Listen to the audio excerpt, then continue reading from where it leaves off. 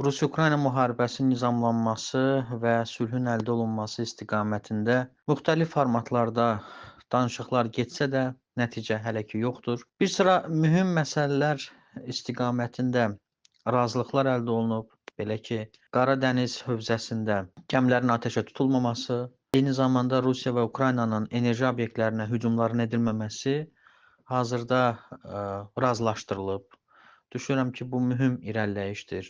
Çünki ticarətin, gəmi daşımacılığının, tədarük zəncirinin formalaşmasında bu addımlar müsbət nəticələrə gətirib çıxara bilər. Lakin Avropa öz təhlükəsizliyi haqqında düşünür və artıq neçənci dəfədir ki, Avropada sammitlər keçirilir. Böyük Britaniyanın, Fransanın təşəbbüsü ilə bu cür sammitlər artıq olmuşdu.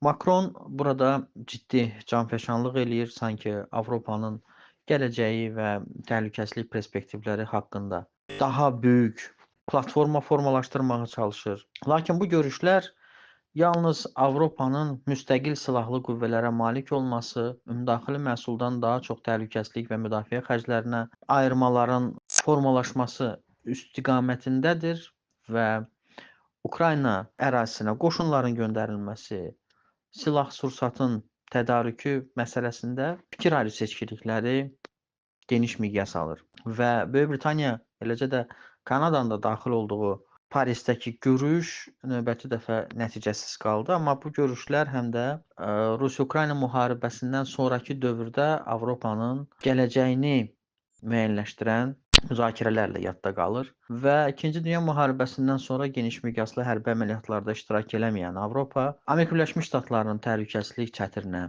ümid eləyirdi və bu gün ABŞ açıq şəkildə bəyan eləyir ki, Avropa öz təhlükəsizliyi haqqında özü düşünsə daha yaxşıdır. ABŞ Avropaya təhlükəsizlik istiqamətində heç bir borcu yoxdur və buna görə də Avropanın önəmli paytaxtlarında bu cür toplantılar keçirilir və əsas müzakirə olunan mövzu Ukrayna nizamlanmasından sonra Avropanın təhlükəsizlik riskləri və müdafiə qabiliyyətinə yönəlmişdir.